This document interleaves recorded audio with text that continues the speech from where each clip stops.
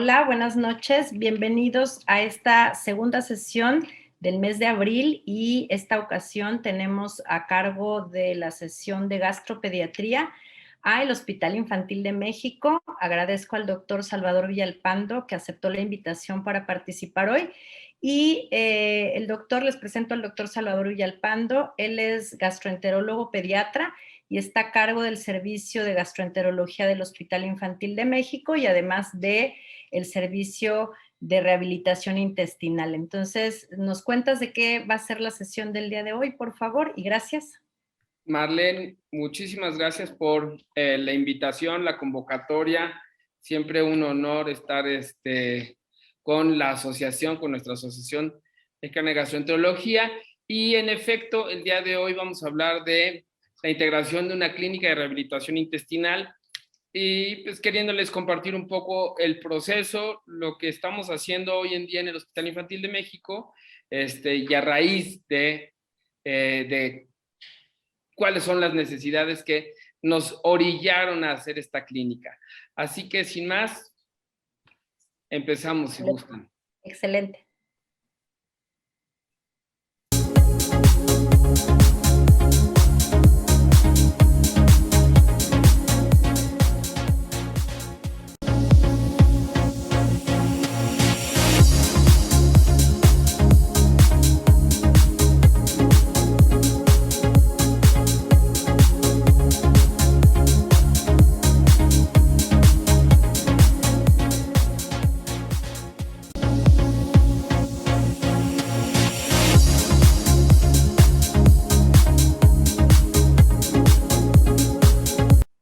Muchas gracias y nuevamente yo quiero presentarles primero al panel que vamos a estar esta noche en el orden en el que van a aparecer, no en orden de importancia. El doctor Alejandro Peñarrieta Dajer, quien es cirujano pediatra, especialista en cirugía neonatal, adscrito al Departamento de Cirugía del Hospital Infantil de México, de cirugía pediátrica, y que se encarga del departamento, y está junto con Cristian Sayers en el servicio de cirugía neonatal. En segundo término, hablará con ustedes la maestra Miriam Izquierdo Abraham, quien es nutrióloga clínica pediátrica con una maestría en nutrición molecular, y ella nos va a hablar de toda la situación de cómo manejamos el acercamiento tanto nutrición enteral, parenteral, la introducción de sólidos, que es muy relevante esta participación.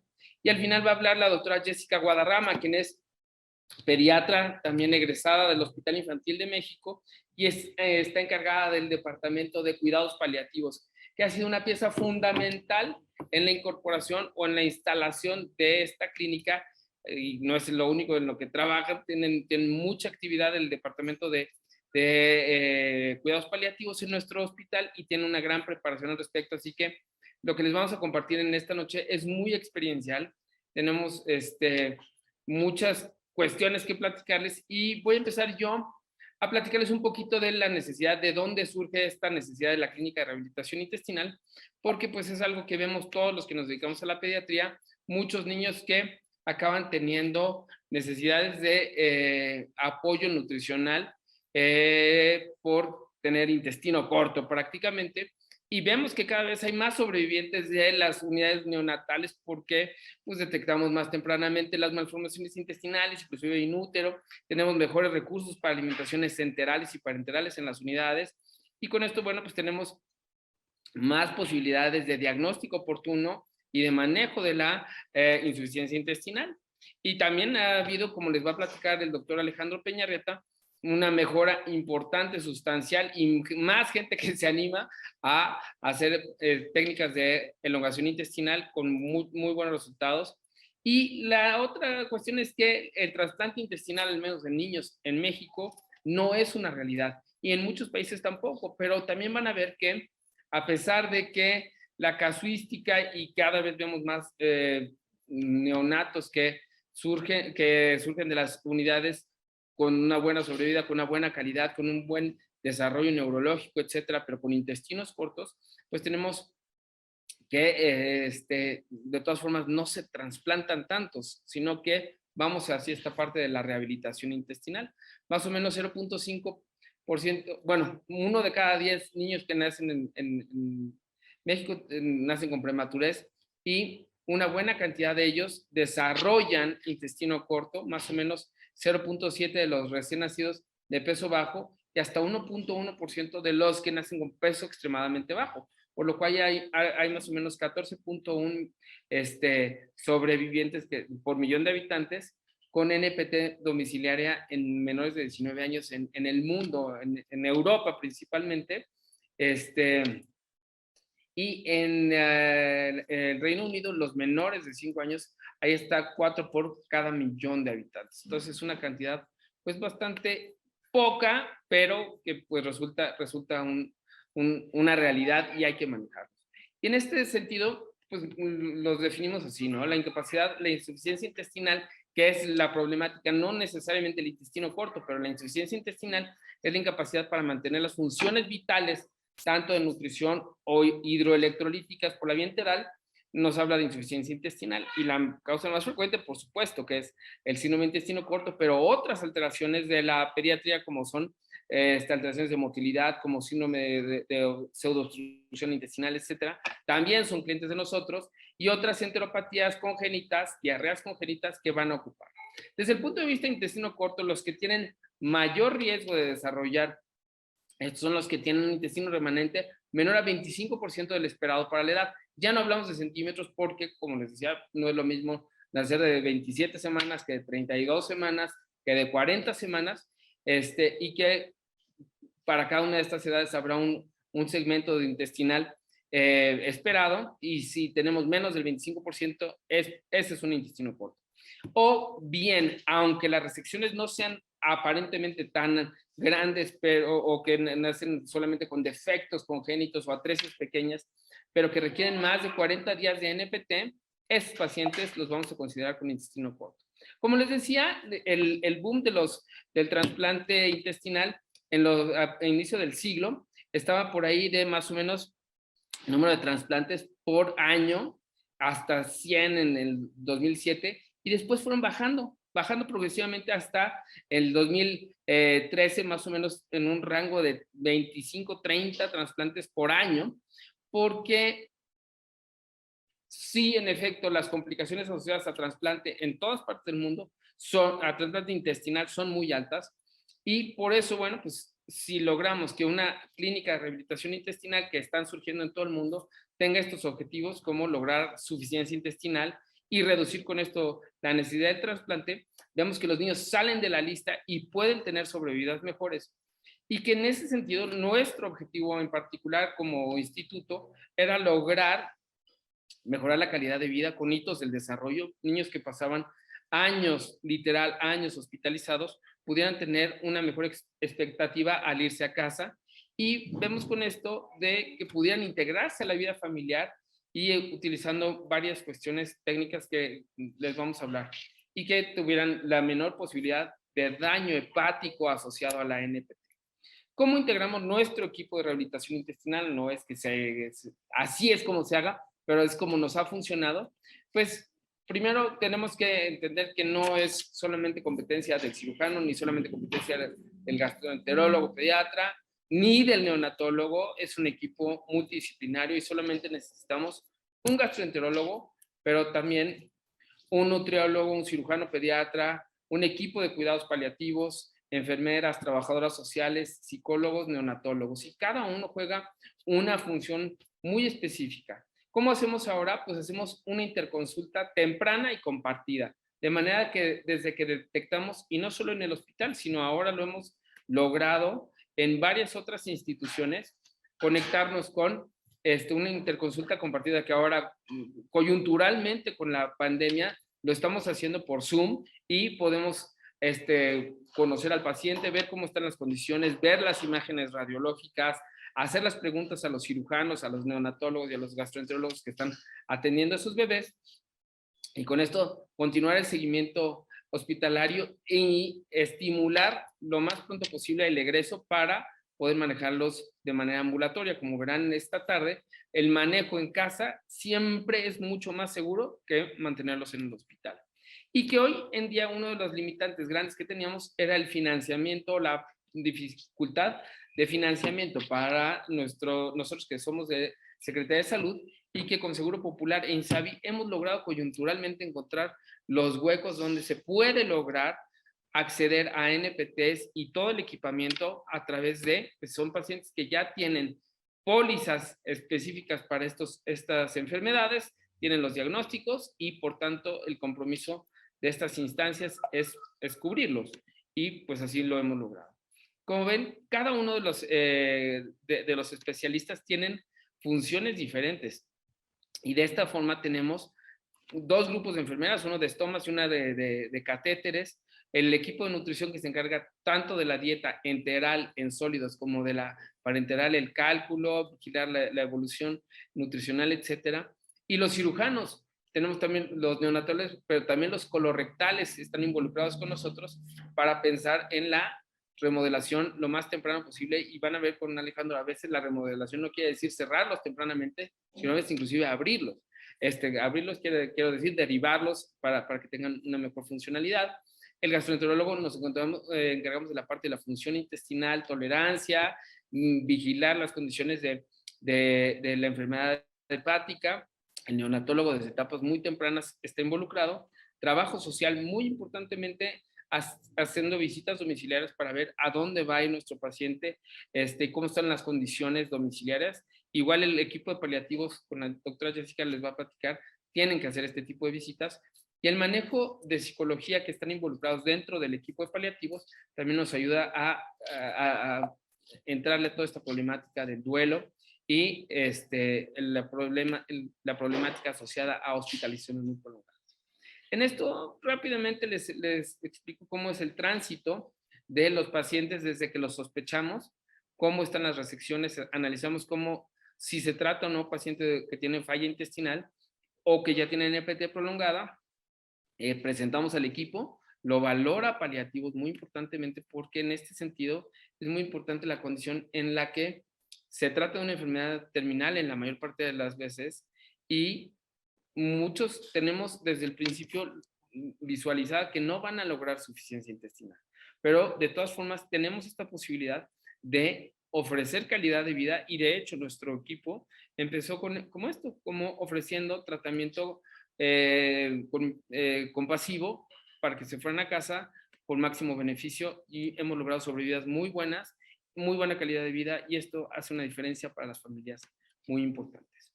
Yo con esto me despido, le voy a hacer el micrófono a Alejandro Peñarrieta para que platique de la parte, como vemos, quirúrgica y después vendrán Miriam y Jessica para platicar de lo que hacen ellos en la clínica. Les dejo aquí mis datos de contacto y me pongo a sus órdenes y al final vamos a hacer algunas preguntas. Muchas gracias.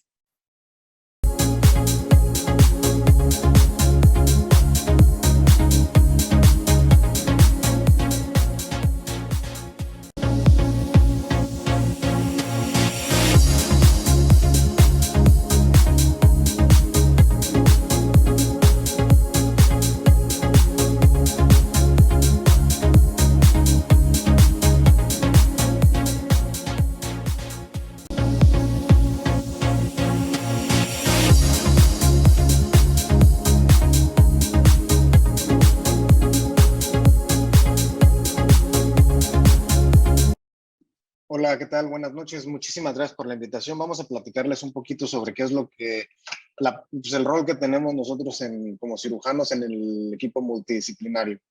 Un preámbulo sobre la insuficiencia intestinal. Probablemente el país que más experiencia tiene en el mundo sobre el uso de nutrición parenteral domiciliaria es Francia, ya que ellos tienen centralizado desde 1984 el manejo de nutrición parenteral por más de 3 meses. Hoy en Francia, por ley, si requieres nutrición parenteral por más de 3 meses, solo se puede otorgar en 6 unidades en todo el país. Entonces eso hace que hayan adquirido una experiencia brutal, siendo el hospital insignia, el hospital de el Necker-Enfants, que está liderado por el gastroenterólogo Oliver Goulet. Y este es un estudio sobre este tipo de la experiencia de estos 6 centros en los últimos, de 2014 a 2019. Fíjense cómo lo más importante es que el síndrome de intestino corto secundario a una enfermedad congénita es la principal causa de insuficiencia intestinal en Francia. Algo importantísimo de tener este detalle, que de toda esta casuística, 74.2% lograron el destete de la nutrición parenteral durante los 6 años de seguimiento, y el 94.7% de estos eran pacientes que tenían síndrome de intestino corto. Por eso es importantísimo el involucro adecuado y temprano, sobre todo, del equipo de un equipo de cirugía. ¿De acuerdo? Algo indispensable para lograr la adaptación intestinal es que tenemos que hacer una alimentación enteral efectiva. Si un paciente no puede comer o tenemos 100% de aporte energético por nutrición parenteral y por la circunstancia que ustedes quieran, el paciente no puede comer, ese paciente está condenado a fallecer por alguna infección relacionada a catéteres. Entonces, muchas veces nuestro trabajo consiste en iniciar, aunque sea en 20, en 30 o 40% la alimentación enteral. Siempre vamos a preferir una anastomosis primaria, pero hay muchas ocasiones en casos muy complejos que les vamos a presentar, o incluso en pacientes que nos envían ya reoperados, que hay que ostomizarlos. ¿Para qué? Para poder utilizar, son pacientes que están con pseudoobstrucción, que no pueden tolerar. Entonces, a lo que le urge a estos bebés es que se pueda alimentar y que se pueda utilizar el 100% del intestino residual que tienen. Nosotros no tenemos experiencia con los estomas tipo Santulli, pero ha habido múltiples casos reportados, incluso el hospital de Necker-Enfants, donde está el doctor Goulet, utilizan esta estrategia. No es libre de riesgos, pero pues también eso es otra alternativa. Y el objetivo principal de la nutrición parenteral es que las curvas de crecimiento deben de ser óptimas, independientemente de que si pensamos que va a haber un potencial destete de la nutrición parenteral o no. ¿De acuerdo? ¿Cuál es el panorama en México de estos bebés? Que la mayoría de los neonatos con enfermedades congénitas del tubo digestivo se les coloca un catéter venoso central en venas centrales. Por lo tanto, es extremadamente común que presenten agotamiento vascular, especialmente en los pacientes que nos refieren de otras instituciones. Y una referencia tardía de meses y sobre todo después de 4, 5, 6 cirugías en otros hospitales que nos los refieren. Entonces es muy importante identificar cuáles son esos pacientes potenciales que van a tener algún problema y referirlos de manera temprana. ¿Por qué? Porque la calidad de vida del paciente y la calidad de vida de la familia va a mejorar radicalmente si se maneja de manera temprana todo esto, ¿de acuerdo? Entonces, ¿cómo manejamos los neonatos con enfermedades congénitas del tubo digestivo en el Hospital Infantil de México, Federico Gómez? A partir de que mi jefe, el doctor Cristian Salles, regresó de su estancia en el extranjero, nosotros empezamos a utilizar puros catéteres de centrales de inserción periférica, puros PICS, e incluso utilizar una venoclisis periférica, algo que hemos observado que en muchos hospitales es casi inaudito operar un neonato sin un acceso vascular central del tipo ARRU. La realidad es que si se opera por un grupo que tiene experiencia, no tiene por qué haber un sangrado importante. Así operamos hoy en día las atresis de esófago, así operamos hoy en día cualquier oclusión intestinal neonatal, solo con una o dos venoclisis periférica o una buena venoclisis periférica y un PIC. Incluso los pacientes con onfalocelia y gastrosquisis no se les coloca un catéter venoso central de primera intención, y las enterocolitis. Solo en el caso de que el paciente tenga un choque séptico y que sean cuestiones no muy controladas, tal vez en ese paciente se le colocaría un catéter venoso central. Hemos llegado a operar incluso pacientes oncológicos neonatales, solo con un PIC y 2 accesos vasculares. Entonces, al ingreso a la UCIN se les coloca un PIC por el servicio de neonatología. En caso de no conseguir el acceso, se interconsulta cirugía neonatal. Nosotros volvemos a intentar el PIC. Utilizamos unos kits nuevos de Vigón que se llaman el Microsite, con el cual es mucho más fácil lograr la canulación de la vena, y sobre todo a los que tienen la oportunidad de colocar estos dispositivos, esa sensación frustrante de que sí te dio retorno, pero no pasa el catéter PIC porque el introductor es muy grande. Entonces, por eso es que estos microintroductores son muy, muy buenos para mejorar, ahora sí que una punción efectiva. En la venodisección me gustaría decir que no existen, pero son el último recurso. Yo espero que en unos 2, 3 años podamos decirles que ya no se ha hecho ninguna vez benodisección por las experiencias que tenemos en el uso de ultrasonido. La nutrición parenteral domiciliaria existe en el Hospital Infantil de México a partir del 2017. Entonces, ¿cómo hacemos antes de esto? Como del 2000 para acá teníamos mucha experiencia sobre el manejo de la rehabilitación intestinal. ¿Cómo lo hacíamos? Cuando el paciente por alguna razón no puede tener una anastomosis primaria, realizamos 2 estomas en un sitio diferente de la herida donde se hizo la cirugía inicial. ¿Por qué? Porque es muy común que haya infecciones de la herida si se dejan los estomas, por lo menos en nuestra experiencia, si se dejan los estomas a través de la misma herida de la laparotomía. La vía enteral debe de ser individualizada. Siempre vamos a preferir leche materna cuando sea posible, pero cuando por alguna u otra razón, porque ya nos refieren pacientes muy tardíos y ya no hay leche materna, utilizar una fórmula extensamente hidrolizada vale la pena considerarlo porque puede mejorar la absorción. Ojo, no estamos hablando de que el paciente tenga alergia a la proteína de la leche de vaca, pero es más fácil la absorción en estos pacientes. Utilizamos loperamida hasta 0.4 miligramos por kilo por dosis cada 6 horas. Es muy importante ver el sodio urinario. Nos cuesta mucho trabajo que los clínicos nos hagan caso sobre hay que medir periódicamente, semanalmente si está hospitalizado o mensualmente si está ambulatorio el sodio urinario para ver si este paciente requiere un aporte de sal por la vía enteral, porque esto va a mejorar la absorción de proteínas y de aminoácidos a nivel gastrointestinal y es el mismo funcionamiento que el Vidasor oral. ¿De acuerdo? Que mejora la función de los cotransportadores. Hacemos un ileograma distal en cuanto el paciente esté estable, que esto que habitualmente son 7 días después de la cirugía para hacer los estomas, y a todos les hacemos la realimentación con fístula mucosa. Me atrevería a decirles que por lo menos de los pacientes de cirugía neonatal no hay ningún paciente con ileocolostomía o con ileostomía que se cierre sin haberse realizado mínimo durante 2 semanas una prueba de realimentación a la fístula mucosa. Ahora, esto nosotros no nos lo inventamos, es algo muy, muy viejo, se escribió en Francia precisamente en la década de los 60s y de los 70s, y la observación que hizo el doctor Etienne Levy es que cuando se inicia la realimentación por fístula mucosa se disminuye aproximadamente un 30% del gasto del estoma proximal. Entonces, también tiene un efecto terapéutico en el gasto. Y estamos hablando que en este entonces no había antidiarreicos, no había loperamida. En el 72 no había nutrición parenteral en Francia, llegó hasta finales de los 70s. Y en neonatología fue por un neonatólogo, el doctor Pupala, en 1985 en Illinois, que lo describió por primera vez en recién nacidos. ¿De acuerdo? Llama la atención que en este artículo del doctor Pupala no hubo ningún cirujano dentro de los autores, sino da la impresión que era un paciente que ya estaba desahuciado y que el doctor, pues ahora sí que empezó a tratar de sacar al paciente adelante.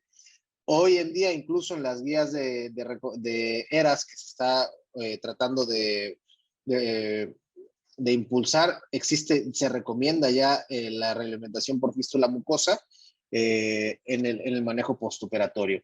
¿Qué es lo que nosotros sabemos en el Hospital Infantil de México? No tenemos una fecha exacta de cuándo inició, pero a partir del 2005 aproximadamente, cualquier paciente con ileostomía y con gasto líquido se empezó a puentear, así es como que nosotros lo llamamos.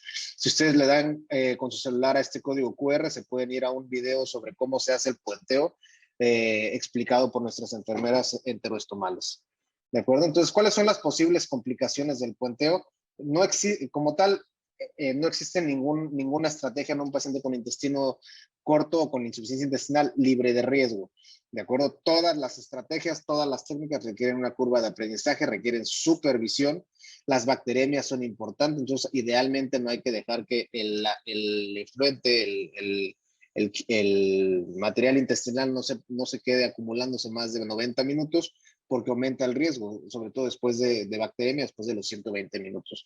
Puede haber casos incluso de prolapso del estómago y riesgo de perforación. Este era un bebé con antecedente de enterocolitis que se operó de 700 gramos inicialmente, presentó una perforación, un prolapso y una perforación del estómago distal y se pasó a quirófano.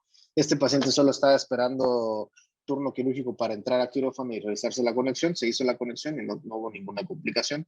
De la anastomosis, sí se complicó, sí tuvo una complicación de la rehabilitación a la fístula mucosa, pero sí, se pudo resolver sin complicaciones. Otra estrategia que hacemos nosotros en el servicio de cirugía neonatal es hacemos los cierres tempranos. En muchos hospitales se recomienda que no se realice un cierre antes de los 3 hasta 6 meses, sobre todo en recién nacidos, porque se cree que hay tejidos friables, la inflamación peritoneal o por una falta de diagnóstico de estenosis intestinales.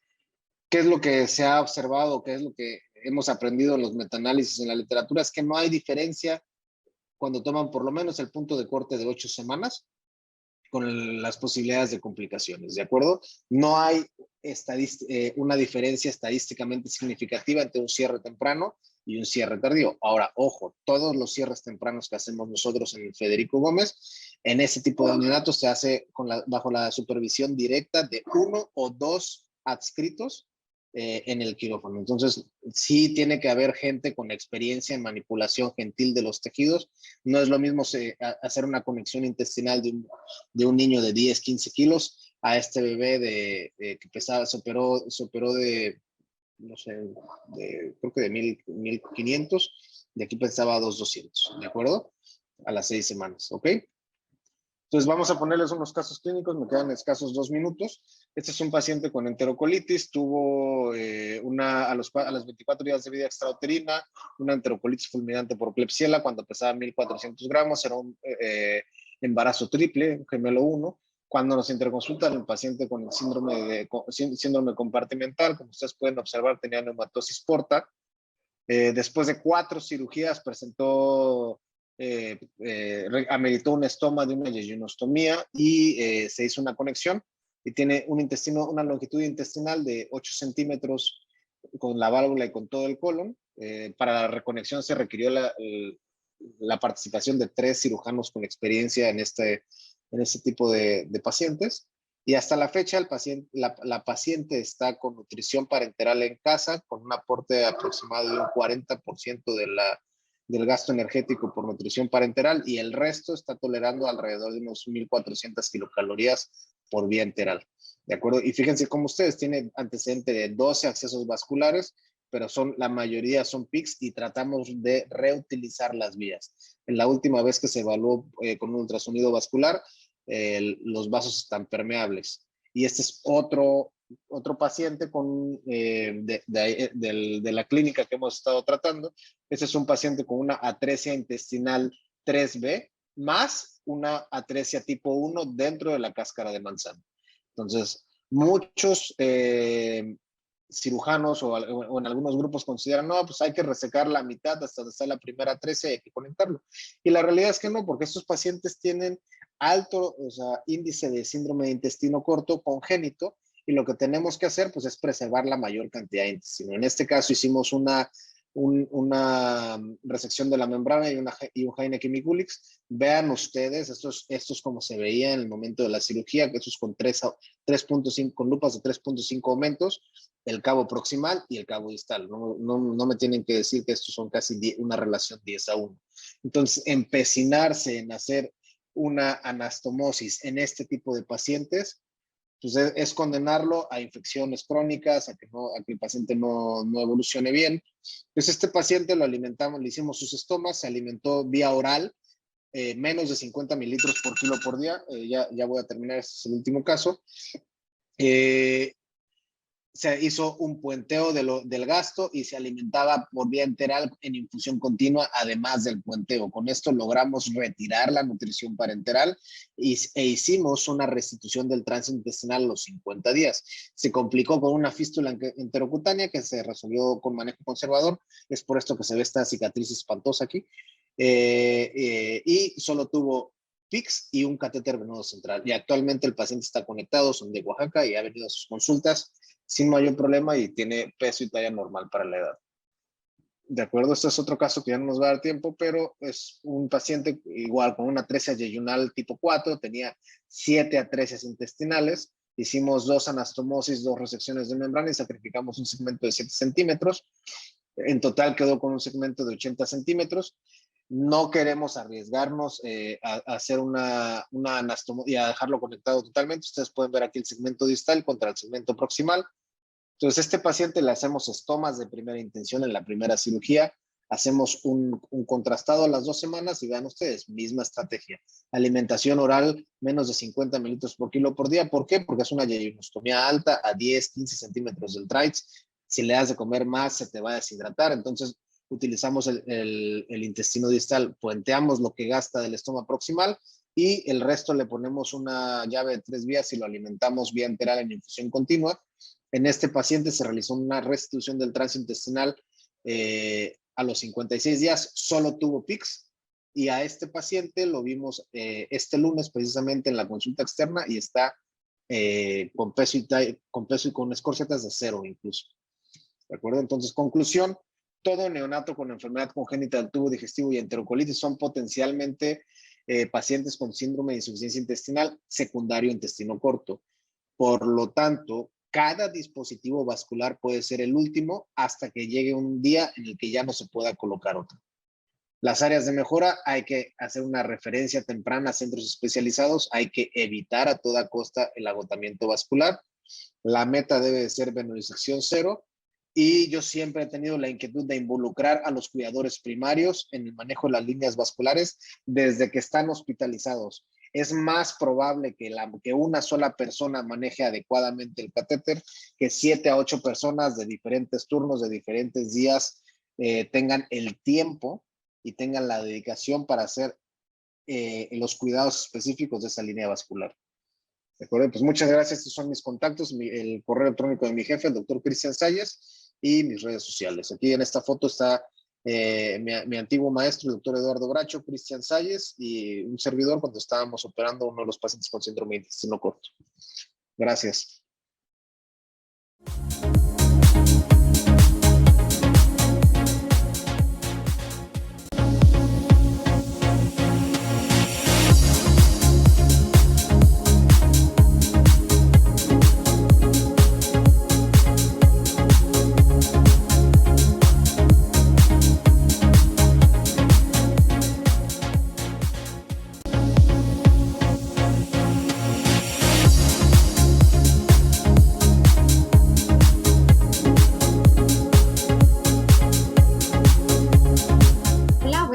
Muchas gracias por la invitación y bueno, vamos a entrar en el área de nutrición enteral y parenteral domiciliaria y esto pues va a ir conectando las pequeñas ponencias anteriores y nos vamos a enfocar en diferentes cuestiones prácticas que hemos ido avanzando durante estos años para poder llevar a cabo un manejo en casa de manera como efectiva, ¿no? Que es nuestra opción. Entonces, lo primero que tenemos que hacer con el soporte nutricional, bueno, tenemos que ver la nutrición como una situación holística, ¿no?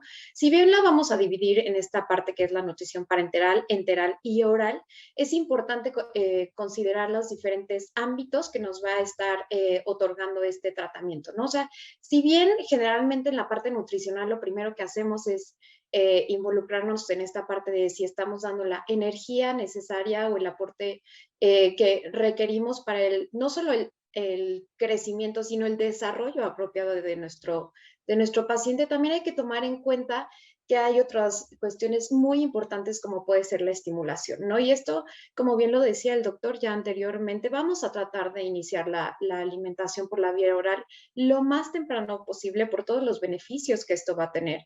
En caso de no poder empezar con vía oral, bueno, tendremos que tener algunas otras tipos de estrategias, ya sea a través de alguna sonda o ya sea nasogástrica, nasoyeyunal, depende de nuestro paciente, o incluso una gastrostomía, si esto lo amerita. Y bueno, lo que vamos a tratar de utilizar en menor cantidad, pues es la nutrición parenteral, pero claramente el diagnóstico de estos pacientes nos obliga a hacerlo, ¿no? Entonces, estas son las cuestiones que vamos a estar trabajando. Ahora, lo que nosotros hemos visto, que menos cambios es igual a menos riesgos. Tomando en cuenta que esto ya vamos a estar hablando no solo del manejo que existe a nivel hospitalario, sino también en casa tenemos que tomar en cuenta quiénes van a estar participando, ¿no? Entonces, va a llegar este momento que quien va a tener que estar programando una bomba de infusión, por ejemplo, va a ser mamá o papá o el cuidador primario que se quede con nuestro bebé. Entonces, entre menos indicaciones yo les dé consulta tras consulta, es decir, que esté a una infusión de 40 ml, por ejemplo, por hora, y que esto haga menos cambios que nosotros estaríamos de pronto como en movimiento en el hospital, esto va a generar menos errores en casa, ¿no? También es importante saber que no hay que estar modificando las mezclas de manera continua cuando no es necesario, ¿no? O sea, recordemos que siempre va a haber como este riesgo de cambios en la parte humana, ¿no? Y entre más modificaciones yo hago, por ejemplo, en una nutrición parenteral, cada vez que la solicito a mi central de mezclas, bueno, existe más riesgo de equivocación en traducción de números y cómo es esta cadena de información. Y a esto, ¿a qué me refiero también ya cuando estoy pensando en una bolsa de nutrición parenteral? Que si yo voy monitorizando mi crecimiento del paciente y de pronto yo puedo haber empezado con una nutrición parenteral que, por ejemplo, me esté dando 80 kilocalorías por kilogramo, ¿no? A lo mejor mi paciente pesaba 10 kilos. Y si mi paciente va subiendo 10, 100, 10, 200, yo no debo de cambiar la nutrición parenteral mientras siga creciendo. Es decir, nuestra balanza va a ser que obviamente esto que nosotros indicamos como 80, a medida que crece mi paciente, bueno, va a bajar de manera natural a 79, 78, 70 kilocalorías. Y mientras yo esté llegando al aporte que yo deseo, lo mejor que puedo hacer es mantener mi misma instrucción o mi misma indicación de la nutrición parenteral. Ya en el momento que yo veo que esto es insuficiente, entonces hago los cambios pertinentes al ajuste que que yo esté considerando de acuerdo a la clínica y al desarrollo del paciente. Y con esto voy a tratar de igual de prolongar la mayor cantidad de tiempo el uso del mismo tipo de mezcla, ¿no? Ahora, en cuestión de mezclas, sabemos que la nutrición parenteral, cuando es utilizada de manera prolongada, pues va a tener complicaciones bastante ya conocidas. Entonces, ¿qué es lo que nosotros hemos hecho para evitar algunas de las complicaciones, como pueden ser las infecciones, el daño hepático que vamos a tener generalmente? Una es extender el número de bolsas a la semana. Es decir, si yo quisiera generalmente a nivel hospitalario utilizar una bolsa que me durara 24 horas y en este momento hacer el cambio de bolsa, aquí lo que voy a intentar hacer es utilizar el mayor volumen posible de la bolsa para tratar de extender la durabilidad de mi NPT, ¿no? En este caso, por ejemplo, casi siempre nosotros llegamos a utilizar bolsas que nos llegan a durar hasta 72 horas por la capacidad de mililitros que tiene y por las mismas características que la mezcla puede tener en procesos de caducidad, ¿no? Que es importante reconocer. Y en este concepto también lo que logramos es que se cambie menormente, tenemos disminución en riesgo de infecciones de catéter y lo mismo pasamos, menos cambios, menos errores, ¿no? Entonces yo puedo tener mi bomba durante más tiempo funcionando con la misma bolsa. Lo que sigue es los ciclados, ¿no? Si bien hay diferentes requerimientos para el ciclado, si algo conocemos es que esto nos va a disminuir el daño hepático por la nutrición parenteral prolongada y lo que nosotros sugerimos, bueno, o sea, lo que sugiere la literatura de pronto es llegar a 8 horas, es como de pronto la tolerancia del paciente. Sin embargo, cuando vamos avanzando, y esto lo veremos al final de manera muy ilustrativa con nuestros pacientes, es que de pronto podemos tener como, digamos, ciclados que se van propiciando, ¿no? Es decir, si yo de pronto necesito 72 horas de nutrición parenteral en una semana, me va a quedar el resto de la semana libre de nutrición parenteral y estos pacientes nosotros hemos visto que tienen mucha mejoría en cuestiones de función hepática. Además de esto, cuando utilizamos el tipo de lípidos como small lipids, nos ayudan en estos pacientes, o al igual el uso de carnitina, ¿no? O sea, tenemos diferentes tipos que podemos ir agregando a nuestra nutrición parenteral para mejorar el metabolismo y disminuir los efectos secundarios o los riesgos de efectos secundarios que tendríamos en nutrición parenteral. Ahora, nosotros a nivel práctico, ¿qué estamos haciendo? Si yo, por ejemplo, voy a colocar simplemente una bolsa que me dura 72 horas colocada en mi paciente, lo que yo voy a hacer para poder estimar cuánta energía le estoy aportando es, por ejemplo, disminuir unas 2.700 kilocalorías que quizás me está dando una bolsa de nutrición parenteral. Lo voy a dividir entre los 7 días de la semana, entre el peso de mi paciente, y así puedo dar un estimado que en este caso, por ejemplo, le daría 65 kilocalorías por kilogramo de peso al día de mi paciente, ¿no? Entonces, en esto puedo irme yo dando cuenta cuánto es el requerimiento que tendría en promedio semanal o por día mi paciente a través de nutrición parenteral y ver cómo lo puedo ir modificando, ya sea en disminución, que es lo que esperaríamos, o si es necesario de pronto suplir el aporte energético, y pues esto nos hablará realmente de la insuficiencia intestinal que estamos presentando en estos niños. Ahora, suplementación oportuna y monitorización. Si algo tenemos es que lo más cambiable en estos niños sí va a ser de pronto el aporte de vitaminas, de minerales y electrolitos. Algo que hemos podido medir, sobre todo en nuestros niños, son los aportes de vitamina D, y generalmente aquí es donde tenemos la mayor insuficiencia, ¿no? Entonces aquí tenemos que buscar el aporte óptimo, y nosotros lo que hacemos es buscar tanto la vía oral cuando es posible, pero también tenemos que de pronto auxiliarnos de la vía parenteral, ¿no? Entonces, ya sea por ampolletas o por megadosis. Si algo hemos estado viendo en estos pacientes es que de pronto necesitamos megadosis de, por ejemplo, hasta 50,000 unidades de vitamina D, con dosis de mantenimiento que de pronto pueden ir hasta 10,000 unidades por día, además de las megadosis, ya que tenemos una deficiencia en ellas, ¿no?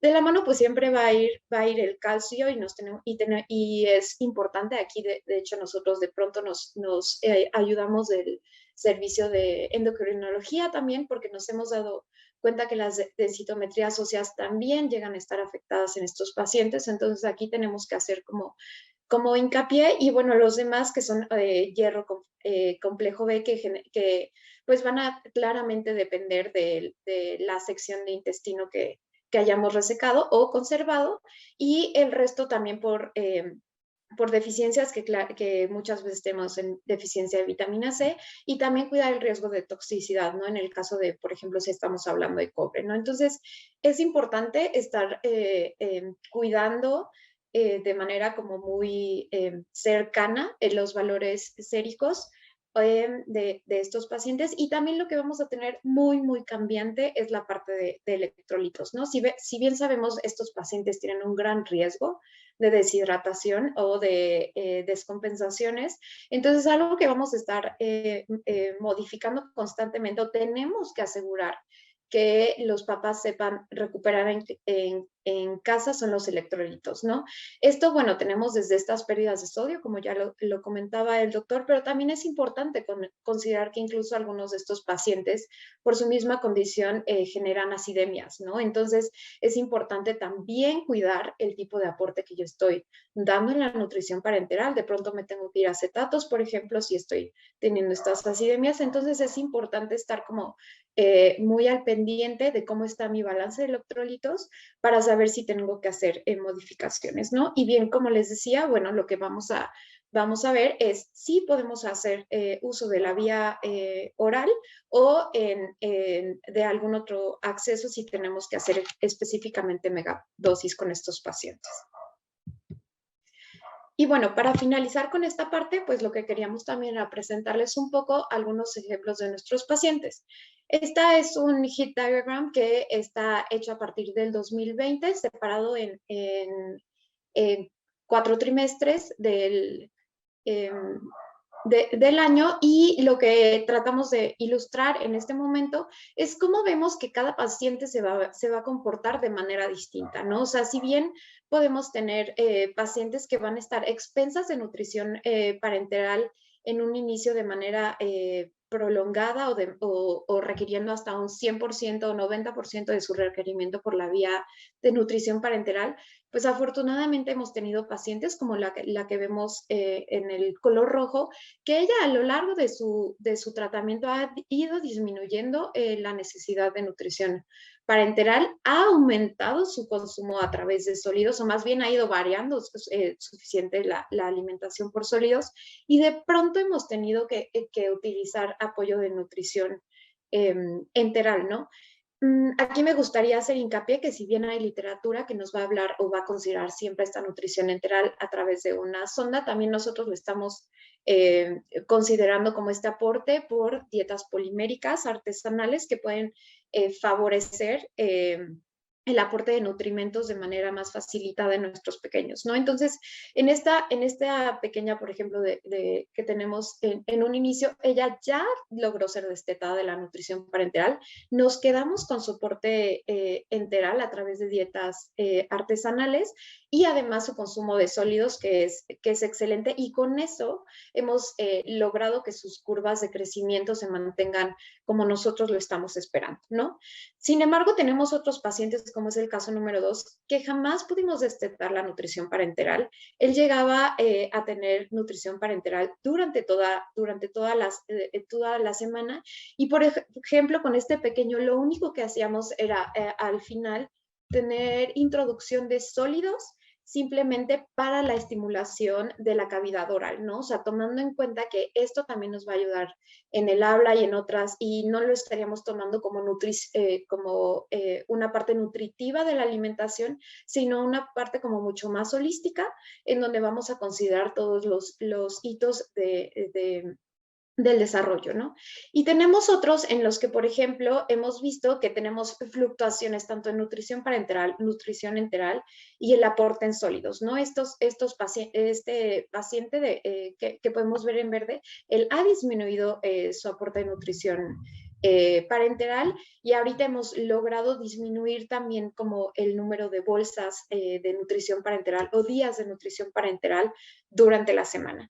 Y el último, que es un paciente de los que más nos reta, ¿no? Que es un paciente que hemos tratado de disminuir siempre su aporte a nivel parenteral. Lo logramos disminuir eventualmente, pero su consumo o su insuficiencia no nos permite destetarlo completamente. Entonces es un paciente que fluctuamos de 4 hasta 7 días a la semana, dependiendo de del estadio en que se encuentra, o si se encuentra deshidratado o no, o tiene aceptación por alimentos o no. Es un paciente que nos va modificando mucho su aporte, ¿no? Entonces, algo que es como importante decir del soporte nutricional es que sí va a ser muy cambiante, que no hay una regla para todos los días, para todos los niños, perdón, que si bien nuestro objetivo es destetar a los pacientes de la nutrición parenteral, no siempre es viable, pero entonces tendríamos que hacer recursos como el espaciado de la nutrición enteral, ver qué tipo de macro y micronutrimentos estamos aportando y la suplementación oportuna, ¿no? Entonces, bueno, esto sería como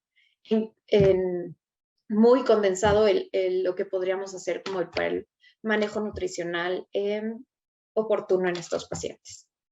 Muchas gracias. Igual les dejo mi contacto.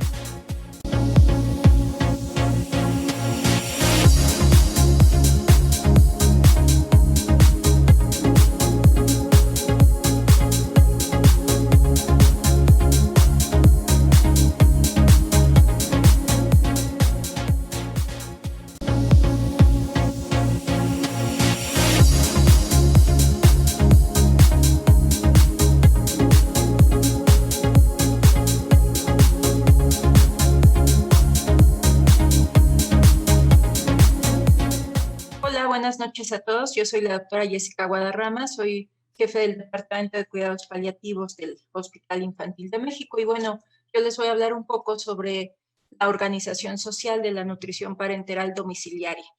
Esta situación, pues, es llevar este tipo de tratamiento, de atención médica, más allá del ámbito hospitalario. ¿Qué esfuerzos son los necesarios día a día para llevar al paciente y a su familia a casa o introducirlo nuevamente en la comunidad? Después de todo el arduo trabajo que hacen tanto cirujanos, gastroenterólogos, nutrición y el resto de los equipos, queda el aspecto social de ver qué tanto es viable que el paciente y su familia sean capaces de llevar este tratamiento a su domicilio. No nos queda duda de las bondades de la nutrición parenteral domiciliaria. Los principales objetivos, como ya los han mencionado previamente, pues es en el aspecto médico recuperar o mantener el estado nutricional, el desarrollo y el crecimiento óptimo de estos pacientes.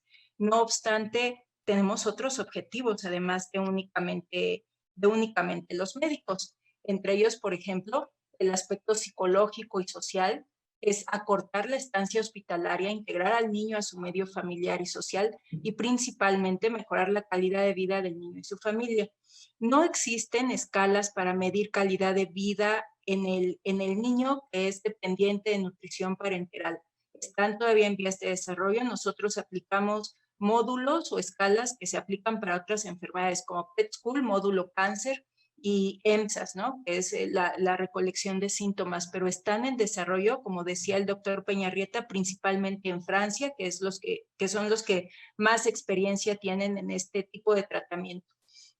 Y por último, el aspecto económico claramente es disminuir costes del tratamiento y aumentar la disponibilidad de camas, pero esto lleva un contra, ¿no? Disminuyen los costos del tratamiento dentro del hospital, pero no así los que se llevan al domicilio, el gasto domiciliario o el gasto de bolsillo. Es un trabajo complejo, requiere de un equipo y soporte nutricional experimentado. El retorno de los pacientes a su medio es una cosa que todos deseamos, es beneficiosa, pero que es compleja. No existen en México unidades de referencia para nutrición parenteral domiciliaria. Recibimos pacientes de distintos sitios de la República Mexicana, Oaxaca, de Morelos, de la Ciudad de México, del Estado de México, pero no existe todavía una unidad establecida. Si en Francia hay 6, en México creo que somos los únicos al momento, por lo menos a nivel público, como hospital de referencia, que estamos poniendo en marcha este tipo de tratamiento. Y esto es un logro que, si bien para países de primer mundo, España, Francia, es cosa de todos los días, pero no así para México. Entonces, la selección del paciente se va a realizar en función de la enfermedad de base, la duración estimada del soporte y también las características familiares y sociales, que es la parte en la que entramos el Departamento de Cuidados Paliativos y de Calidad de Vida. ¿Por qué será esto tan importante, no? Si ya el gastroenterólogo, el cirujano dijeron que es un candidato para recibir la nutrición, para tener una rehabilitación intestinal, no con miras a un trasplante intestinal, no en estos momentos, no en este país, pero sí con miras de darle la oportunidad de una vida más sana, de mejor calidad en su entorno. No podemos dejar de lado el hecho de que a lo mejor las familias que están siendo candidatas no tienen las oportunidades económicas, sociales de llevar este tratamiento a su domicilio, porque son en realidad ellas las que se van a hacer cargo de esta situación. Entonces, hay requisitos y factores sociales que son importantes de considerar y que por estos requisitos y estos factores puede ser que el paciente no sea el candidato idóneo y más que hacerle más que provocarle un beneficio, podríamos dañarlo. Todavía hasta el año 2000, finales del 2017, inicios del 2018, esto era una cosa que en el hospital infantil no considerábamos. No existía el programa de nutrición parenteral domiciliaria. El primer paciente que conocimos fue en un comité de bioética hospitalario donde el plan era, lo mandamos a su domicilio, tenía síndrome de insuficiencia intestinal, y el plan fue, lo mandamos a domicilio a fallecer con soluciones de base, que es lo que hasta en ese momento hacíamos, y que todavía lo es permisible hacerlo porque no hay oportunidad o la familia no es la idónea para este tipo de terapia, o se queda en el hospital hasta el día de su muerte con nutrición parenteral intrahospitalaria. Entonces dijimos, ¿por qué no emprender esto? Que otros países lo están haciendo y que consideramos que puede ser una realidad también en nuestro hospital, al menos en el hospital. Entonces, evaluamos varias cosas, ¿no? Lo primero es, ya que fue aprobado y que es candidato, por lo menos médicamente hablando, para recibir este tipo de tratamiento, es la familia del paciente. La familia ha de querer hacerse cargo de su cuidado. Tenemos familias que no están bien integradas, hijos de madres adolescentes, 15, 16 años, 18, sin preparación, sin recursos adecuados, sin redes sociales ni familiares, que las descartan absolutamente de poder querer, ya no deber, sino querer hacerse cargo del cuidado. Es mejor estar en ese caso quizá en el hospital. Muy pocas veces yo acepto que un paciente deba de quedarse en el hospital, pero hay situaciones en las que es necesario. La meta de cuidados paliativos es la calidad de vida y esta siempre se supera cuando el paciente está en su domicilio. Entonces, yo siempre voy con ojos esperanzadores de ver las ventajas, de ver las opciones, de ver las realidades y minimizar en ocasiones las desventajas, pero esto es una realidad. La madre debe ser capaz de realizar el tratamiento de forma segura, eficaz, tras recibir la formación adecuada por el equipo de soporte nutricional. Hacemos que una estilo bitácora que se les entrega a las mamás y ellas van a capacitarse al área de catéteres. En esta capacitación inician con un maniquí, posteriormente ya lo hacen con el niño y se van firmando el número de capacitaciones que la mamá recibe. Tenemos un mínimo de 10 capacitaciones y se les ponen diversos escenarios que pueden ocurrir en la casa, ¿no? Desde qué hacer si empieza con fiebre durante la nutrición, en el momento en el que conectas la nutrición, qué haces si el apósito se ensucia de popó, qué haces si se arranca el catéter, o sea, son cosas que ellas deben de ser capaces de solucionar en el momento. Y es este dilema ético, en parte, vivir en casa o morir en el hospital, vivir un poquito de tiempo en casa. Vivir es no nada más existir, es tener vida biográfica, darse cuenta del entorno, tener conciencia. Aquí entra otro dilema, ¿no? ¿Qué hacemos con los pacientes que tienen daño neurológico severo y que tienen además un síndrome de insuficiencia intestinal? Y cuando iniciamos con este programa fuimos muy claros en ello. Un paciente que tiene posibilidad de disfrutar de la vida en su domicilio debe de ser candidato.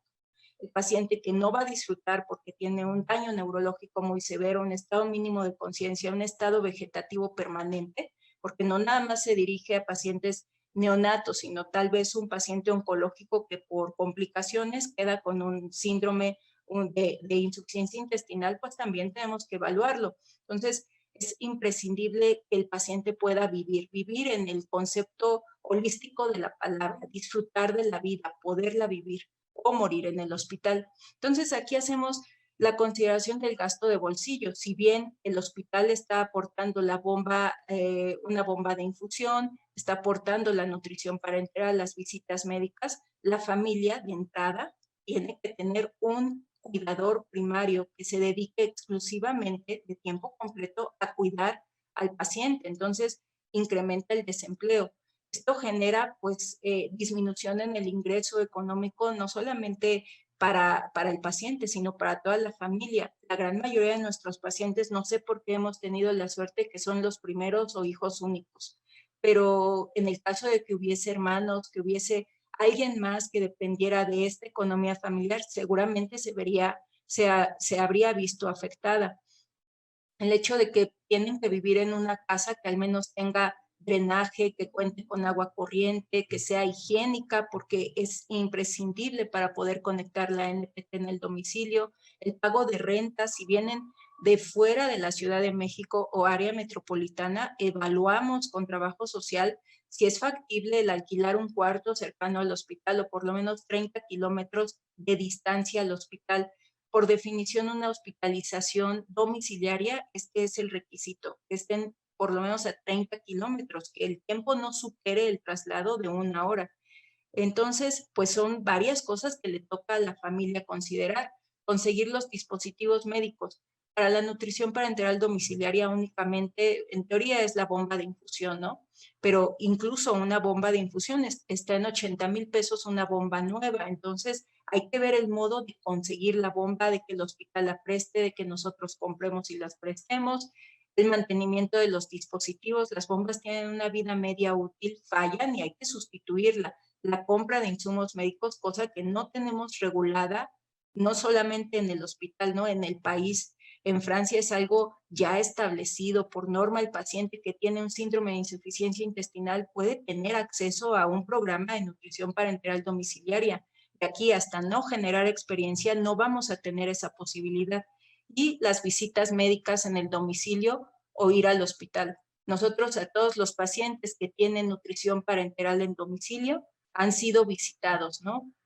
Recuerdo cuando llegamos a ver a uno de los pacientes que está en Morelos, evaluamos en dónde estaba haciendo los cambios, dónde está la camita para hacer los cambios, qué tan lejos tiene la mesita donde pone todo su equipo para conectar la nutrición parenteral. Son detalles que le dan confianza a la familia, generan confianza en la familia de que pueden hacerlo en su casa. Entonces, una es la disponibilidad del familiar. Si el familiar no quiere, pues aunque nosotros tengamos toda la iniciativa y estemos motivados por hacerlo, no se va a poder.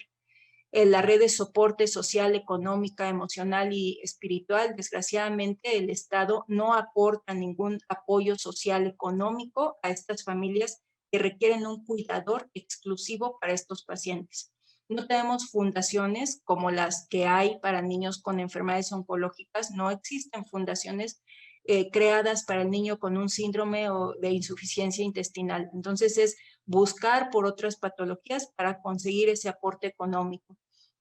El equipo debe estar disponible 24/7, las 24 horas de los 7 días de la semana debido a posibles complicaciones, independientemente de si es Navidad, si es Año Nuevo, si es, no importa, ¿no? Esto puede ocurrir a cualquier hora. En el Departamento de Cuidados Paliativos me apoyo mucho de las pasantes de servicio social. Cada una tiene a su cargo un número determinado de pacientes, en promedio 40. Ellas saben quiénes son los pacientes que requieren llamadas más seguido, quiénes son los que podemos espaciar la vigilancia. Pero, por ejemplo, aquí voy a recalcar que las videollamadas que hacemos, las consultas a distancia, los datos los paga la familia o la Wi-Fi. Nosotros podemos tenerlo en el hospital, pero al final quien tiene que recibir la llamada tiene que postear esa llamada también. El grado de información. Aquí a todos los pacientes que vamos involucrando en este programa les hablamos de manera muy compasiva pero honesta. Son pacientes que de no ser por este tratamiento, la muerte está presente en todo momento. Intentamos prolongar su supervivencia y llevarlos más allá, como alguna paciente que más adelante voy a comentar, que puedan destetarse de la nutrición parenteral, pero en este momento ese es su sustento vital, su soporte vital, por muy artificial que parezca o extraordinario que pueda ser este tipo de soporte vital, es lo que se le puede otorgar a un paciente con pocas posibilidades de supervivencia. Por lo tanto, incluso podríamos clasificarlos en enfermedades terminales. Por no cumplir el tiempo estimado de vida, porque existe una terapéutica para ellos, los clasificamos como enfermedades amenazantes para la vida, es decir, pueden provocar la muerte en cualquier momento. Esta es la información que sí les tenemos que dar hoy en día a los papás que se involucran en este programa de cuidados paliativos. Luego, la actitud médica es ir vislumbrando cuáles son las complicaciones que pueden presentarse en un futuro. Si yo veo que el paciente está manipulando mal el catéter, tengo que actuar, ¿no? Recapacitar a la mamá, ver cuáles son las trabas que se le están presentando para que no venga la complicación. Es ser proactivo sobre reactivo. Voy a reaccionar cuando ya viene con fiebre y chocado, cuando yo pude evitar porque vi que estaba manipulando mal este catéter. Esa es la diferencia con estos niños. Y la organización del cuidado. ¿Qué es lo que nos corresponde a cada uno hacer? ¿Qué es lo que le corresponde al doctor Peñarrieta como cirujano de estos pacientes o al doctor Villalpando o la doctora respecto a la organización de la nutrición parenteral. Cada uno tenemos una tarea muy específica dentro de este programa que estamos desarrollando. Este niño que les pongo en la imagen fue nuestro primer paciente, es Mateo. Lo conocimos en la UCIN. Yo en lo particular lo conocí en un comité de bioética hospitalaria donde se discutió, se deliberó cuál iba a ser su futuro, ¿no? Y aquí lo tienen en el Walmart haciendo su compra con su bolsita de nutrición parenteral. Desgraciadamente él falleció por COVID. No fue pues directamente por complicaciones en el uso de la nutrición parenteral. Hay que resaltar que la nutrición parenteral domiciliaria sí que obliga a una reestructuración de la vida familiar, social y laboral. No vuelve a ser la misma, las familias se pueden desintegrar. Habitualmente la que se queda como cuidadora principal es la mamá, la cuidadora primaria es la mamá, no el padre, o por lo menos en los pacientes que tenemos en el programa, ninguno es el padre. Cuando se les ha instado a que sean ellos parte de los cuidadores primarios, su no es rotundo. Y es muy doloroso decirlo, pero no se atreven a echarse esta responsabilidad encima. Requieren de una adaptación de los hermanos cuando los hay, porque implica una limitación en la movilidad y en los desplazamientos. Hay en Europa principalmente fundaciones como la Oley Foundation que hablan sobre cómo se integran en la vida diaria estos niños, ¿no? Y hay videos donde explican cómo poner o cómo forrar el catéter para que el niño pueda ir a natación, cómo hacerle para que pueda ir a la playa. Son cosas que uno las ve difíciles, pero es la realidad. El tiempo que el niño vaya a vivir con esperanza de que mejore bastante, que se destete de esto, tiene que ser bien vivido, una vida bonita en el tiempo justo que tengan. Después, un ajuste de los horarios laborales para padre, madre, o incluso el abandono del trabajo por parte del cuidador principal. No tenemos, como les decía, cuestionarios específicos para calidad de vida en niños. Se están desarrollando y su desarrollo no es en México. Lo que hay proviene de Francia. Las madres, sin embargo, en esos estudios se ha visto que tienen una puntuación más baja de calidad de vida comparada con madres de niños sanos en aspectos relacionados con el trabajo, la vida, el hogar o la sensación de libertad. No obstante, esta misma medición de calidad de vida se incrementa en 20 puntos porcentuales a 50% cuando están en su domicilio versus el hospital, con lo cual esto avala que la calidad de vida del cuidador primario incluso mejora. No hay mamá o niño que quiera quedarse en el hospital, pero las mamás cuando aprenden a hacer algo, abogan porque se les envíe a su domicilio. Difícilmente quieren volver a vivir meses dentro del hospital. Ahora, ¿qué es lo que sería deseable con este programa de rehabilitación intestinal?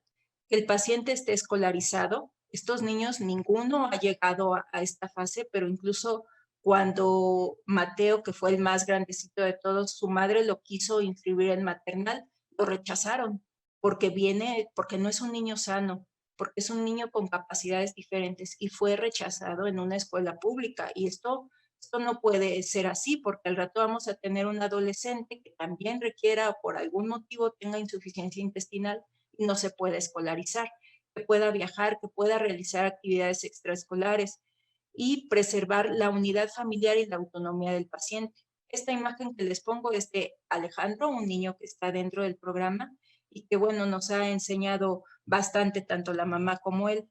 Hemos tenido niños con nutrición parenteral en casa, 7 del 2018 al 2022. Los que tienen asterisco han fallecido. Ahorita los que llevan más tiempo con nosotros, Leani, que la doctora mencionaba que ya se ha destetado la nutrición parenteral. ¿Quién más? Gael, Alejandro, está presente, que hace año y cachito se le cambió su último catéter. Esta es una condición importante también, quiero mencionarlo. Cuando los conocemos, les decimos, si tú no consigues que el catéter de larga permanencia dure más de 6 meses, no es candidato tu niño a continuar en este programa, porque es un programa muy costoso y son escasos los recursos y son muchos los pacientes que lo requieren. Entonces, este catéter debes de aprenderlo a cuidar. Y en general, en términos generales, los pacientes que han estado dentro del programa pues han cumplido esta parte. La propuesta entonces de atención paliativa en nivel pediátrico es estar conformada por los 3 niveles de atención. No hemos logrado que por lo menos en este programa de rehabilitación intestinal se involucren adecuadamente el segundo nivel y el primer nivel de atención. Lo digo porque en específico Alejandro, las veces que lo hemos enviado al Hospital del Niño de Morelos, pues resulta que nos lo contrarrefieren. No hay involucro y siento que nos falta mucha capacitación todavía para asegurar que esto pueda darse en otros niveles de atención. Pero, por ejemplo, los resfriados, los catarros, algunas dermatitis, intoxicaciones, podría el médico de segundo nivel, primer nivel de atención, si estuviese capacitado, darle el primer manejo. Estamos trabajando todavía en ello, ¿no? Son las 3 esferas las que deben de estar involucradas. Y este modelo se basa en la atención multidisciplinaria que desarrolla y le apuesta mucho a la atención domiciliaria. Vivir con calidad es el reto de los cuidados paliativos y este programa atiende a pacientes que tienen alto riesgo de muerte en cualquier momento. Por ello son susceptibles de recibir cuidados paliativos. Este niño es un niño que tiene pocas posibilidades de supervivencia si no fuese por este tratamiento de nutrición parenteral domiciliaria. El tiempo que le dure el tratamiento es bueno porque él ya tuvo buena calidad de vida. Tampoco queremos forzarlo a vivir si no conseguimos las metas, pues no importa porque nuestra meta se cumplió, ¿no? La meta quizá de destetarlo de nutrición parenteral, no importa. El niño vivió y vivió bien el tiempo que estuvo con nosotros. Tenemos varias barreras, poca experiencia en cuidados paliativos en otros equipos, principalmente atención primaria. Los niños que tienen nutrición parenteral domiciliaria, por ejemplo, no los visita el equipo de médico en tu casa de la Ciudad de México, los visita el personal de mi departamento, porque ellos poco es lo que saben respecto a este tipo de programas. Un soporte inadecuado a los familiares. No tenemos programas de apoyo social a enfermedades crónicas, complejas, incurables, a menos que sean cáncer. Cáncer tiene mucho más apoyo.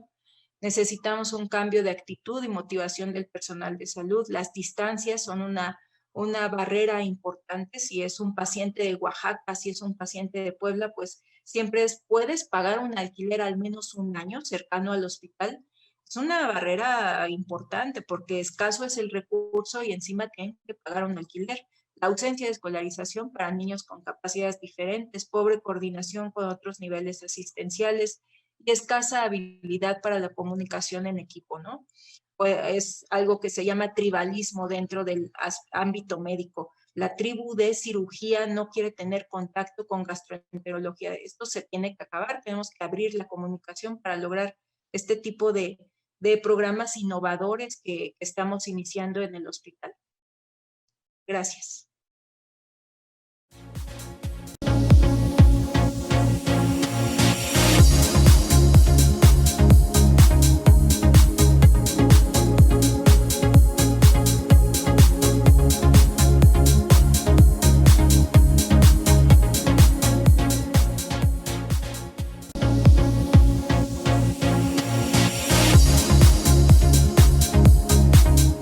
Pues muchas gracias a todos por estar aquí presentes. Tengo algunas preguntas que nos hace el público y creo que algunas ya se respondieron, pero me gustaría que nos platicaras, Alejandro. Están preguntando acerca de si hay un peso óptimo para cerrar al paciente y si usamos el ocreotide en las ileostomías de alto gasto. Hola, ¿qué tal? ¿Cómo están? La primera pregunta, ¿tenemos un peso? La verdad es que no tenemos un peso. Algo importante es que una restitución intestinal nunca, repito, nunca es una urgencia. Siempre es un paciente que está en las condiciones ideales, preferentemente en anabolismo, preferentemente sin nutrición parenteral, sobre todo si fue operado por nosotros, que tiene 2 estomas que está utilizando. Pero eso nunca es, lo voy a cerrar porque se me está deshidratando. No, si se está deshidratando, ahí tienes que hacer varias cosas antes de la restitución intestinal, porque si no uno está condenado al fracaso. El peso, lo que hacemos, por ejemplo, en los neonatos que tuvieron enterocolitis que derivamos, cuando habitualmente los niños se van de alta de entre 1.800 y 2.200 gramos por diferentes circunstancias y los operamos antes del alta y los reconectamos. Esa es una opción. Cuando son pacientes que nosotros no los operamos y se les dio el manejo en la clínica multidisciplinaria, esos pacientes sí nos tardamos mucho más porque no sabemos qué es lo que nos vamos a encontrar. Los pacientes que conectamos son los pacientes que nosotros estamos seguros de qué es lo que nos vamos a encontrar y por ende son pacientes que se operaron por nuestro servicio en la primera cirugía. Octreotide no utilizamos porque no hemos tenido la necesidad. La verdad es que con loperamida, con la medición del sodio urinario y con suplementación con sal, a veces les ponemos un poco de racecabrotilo y con eso es más que, y el puenteo es más que suficiente para controlar la deshidratación como tal y se me haría una una estrategia un poco cara, sobre todo intrahospitalaria, porque es subcutánea y no factible en un panorama ambulatorio. Sí, te interrumpo rápido con uno de los pacientes, con Ale en particular, usamos como 2 semanas en casa octreotide, y la verdad es que no hubo una gran diferencia, y costamos trabajo por gas subcutáneo, pero también se lo conseguimos por medio de Insabi, entonces eso fue una buena cosa. Me preguntan, Jessy, que si hay ¿a qué distancia viven los pacientes del hospital? Dijiste 30 kilómetros, pero tenemos pacientes que viven en Cuernavaca. Sí. ¿Cuál sería nuestro ideal? Lo ideal es 30 kilómetros. Hay pacientes que viven más lejos, pero por ejemplo Alejandro Salas recibió 2 visitas domiciliarias y hay una persona sumamente comprometida con el niño, ¿no? La abuela. Ella dijo, está mi hija y ella es la cuidadora principal, pero considérenme a mí también. Y debido a la distancia es que hicimos contacto con el hospital del niño de Morelos. No nos funcionó como hubiésemos deseado, por eso decía yo lo de hacer los vínculos con los demás niveles de atención, pero hemos observado que la mamá sí puede moverse, tiene el recurso económico para vivir hasta allá y poderse trasladar y estar aquí en máximo 1:30, 2 horas. Ella tiene el recurso para pagar casetas, para pagar gasolina, siempre viene en coche particular, nunca ha sido un pretexto para ella no traer al niño porque no tengo para las casetas, ¿no? Eso también lo evaluamos. Cuando nosotros fuimos a su domicilio, fue con todo el afán de decir, a ver, ¿verdaderamente va a poder o no va a poder? Llegamos y le faltaba capacitación a la mamá. El niño estaba muy deshidratado, rápidamente lo canalizamos, pasar soluciones, darle suero en ese momento, vía oral, evacuaba como loco, ¿no? Parecía llave abierta. Y fue, ok, a ver señora, comprométase también con su hija porque esto no está funcionando y no vamos a llegar a más. Son 30 kilómetros idealmente, pero no hay que ir con con una visión negativista de no se puede porque está más allá que eso. Se puede, lo hemos comprobado, ¿no? El caso es también que la familia tenga los recursos. El día que generemos más experiencia, estoy segura que esto se va a tener que normar. Ver que el segundo nivel puede dar la nutrición parenteral y no tiene que venir cada semana, cada tercer día al hospital infantil a recoger la nutrición, que no tiene que venir a hacer el cambio, la curación del catéter cada 7 días aquí al hospital, se puede hacer en segundo nivel, pero esto es nuevo, por lo menos en este país, no en España, no en otros países, pero en este país sí es nuevo y creo que por lo menos a nivel Latinoamérica, a nivel público, sí estamos avanzando, si no a pasos acelerados, lo estamos haciendo correctamente. Muy bien, sí, pues esa es una, ¿no? Ir abriendo brecha, vamos aprendiendo todos de la experiencia, bueno, de experiencia de muchas partes. Voy a ya cerrar y pues darle gracias al resto del equipo que no participó en la sesión, pero es un equipo grande, como vieron, neonatólogos, enfermeras, enfermeros, nutriólogos, psicólogos, etcétera. Y obviamente pues, en nuestras autoridades del hospital que nos apoyan pues en esto, que al final de cuentas, cuando lo plantean ustedes, quiero ofrecérselos también como una oferta y por eso pongo mis datos de contacto para apoyarlos, interconsultas, para si están ya en posibilidades, en condiciones de hacer un equipo en su zona, en su localidad, con muchísimo gusto los apoyamos, los asesoramos y por supuesto que participamos con ustedes. Marlene Ruiz, muchísimas gracias por la convocatoria a la Asociación Mexicana de Gastro, muchas gracias por la invitación y por seguir pues con este alto nivel de reuniones para seguirnos educando. Y pues a todos los asistentes, buenas noches, los dejo. Al contrario, gracias Salvador, es un gusto escuchar a todo tu equipo, a todo el equipo del Hospital Infantil de México. Muchas felicidades, mandaron muchas felicitaciones en el chat, qué gusto que están haciendo esto nuevo. Y gracias por conectarse a todos y nos vemos en la siguiente sesión en el mes de mayo. Gracias, buenas noches. Buenas noches. Gracias, buenas noches.